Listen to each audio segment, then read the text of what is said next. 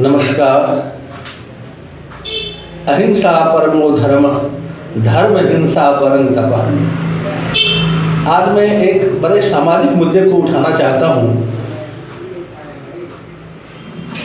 भगवत गीता एक ऐसा ग्रंथ है जिसमें सभी समस्याओं का समाधान है। आज भी दुनिया के जितने सिद्धांत हैं भगवत गीता उसको प्रतिपादित करती है। उसमें से एक श्लोक मैं लेना चाहता हूँ और मैंने उसको किस तरह से इंटरप्रेट किया है, मैंने क्या समझा उससे, मैं उसको आप लोगों के समक्ष प्रस्तुत करना चाहता हूँ। वर्ण व्यवस्था इस समाज की एक ज्वलंत मुद्दा है। वर्ण व्यवस्था के बारे में भगवत गीता में क्या कहा गया है? भगवान कृष्ण ने कहा है, चातुर्वर्ण्यम मया सृष्टम गुण कर्म विभागसः तस्य कर्तारभिमाम विद्य कर्तारमव्ययम्। ये जो चार वर्ण है जिसको हम लोग ब्राह्मण, क्षत्रिय, वैश्य और शूद्र के रूप में देखते हैं, ये किसी पर्टिकुलर ने नहीं बनाया, बल्कि भगवान कृष्ण द्वारा ये रची गई है। इसका जो सार्वभौमिक सिद्धांत है, जो परमात्मा है, उसके द्वारा रची गई ये बातें हैं। वो कहते हैं कि मैंने ऐसे नहीं रचना की।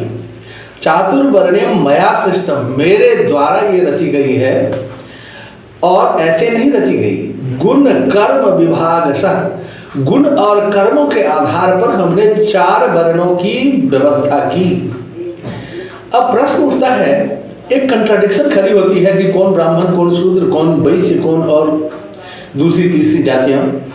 तो मेरे विचार में प्रत्येक मनुष्य में इस चारों वर्णों का वास है। प्रत्येक मनुष्य में इन चारों वर्णों का वास है। कैसे? जिसने अपने मस्तिष्क इससे ऊपर के भाग, सिर वाले भाग पर काम किया है। काम करने का मतलब ये है कि अगर उसने पढ़ाई लिखाई की है, अपने बुद्धि पर काम किया है, चाहे वह बुद्धि पर काम किसी तरह का हो, वह ब्राह्मण है। ये भाग मतलब जो सर से ऊपर का भाग है वह ब्राह्मण है। ये दोनों भुजाएं जिसमें शामिल हैं, ये क्षत्रिय का भाग है जिससे शासन व्यवस्था चलती है। इस शासन व्यवस्था को चलाने के लिए मेरे इंटरप्रिटेशन में इन बाहों का सहारा लिया गया, मतलब शक्ति का प्रतिपादन किया गया, जिसको क्षत्रिय कहते हैं। पेट संबंधी काम के लिए, पेट को भरने के लिए जो काम किया गया उसको हम लोग वैश्य कहते हैं, और बाकी पैर या सेवा भाव से जो काम करते हैं दैट इज शूद्र।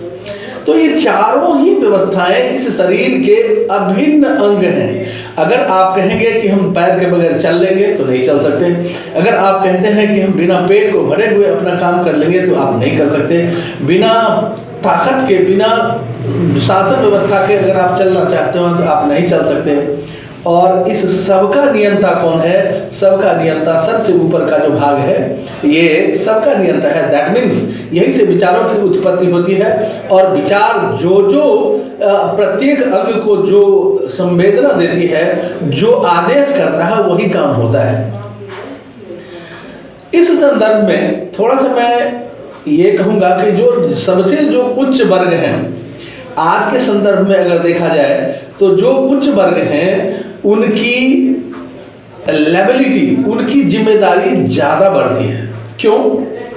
बाकी तो फॉलोअर्स, बाकी को जो आदेश मिलेगा वही करेगा। शरीर का प्रत्येक अंग उसको जो ऊपर के भाग जो आदेश करेंगे वह फॉलो करेगा। लाइक दैट समाज में भी यही हुआ करता था कि जो इंटेलेक्चुअल्स जो भी एक दूसरे के प्रति अपना मत व्यक्त करता था, पूरा समाज उस पर चलता था।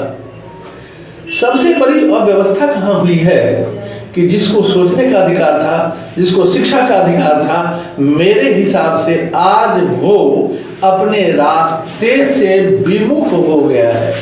और ये समाज में इतनी जो कुरीतियाँ फैली है, इसका सबसे जिम्मेदार मैं इसी भाग को मानता हूँ। इसलिए मैं मुख्य रूप से इस बात को प्रकट करना चाहता हूँ कि जिसकी जो जिम्मेदारी है इस वर्ण व्यवस्था में, अगर सारे का समन्वय हो जाए तो यह समाज पुनः अपने पुराने स्वरूप में लौट आएगा और इसमें किसी भी प्रकार की समस्या नहीं रहेगी। आज के परिप्रेक्ष्य में जो देखा जाता है, मैं बड़ा व्यथित हूँ कि हमारे पैर को बहुत चोट लग रही है।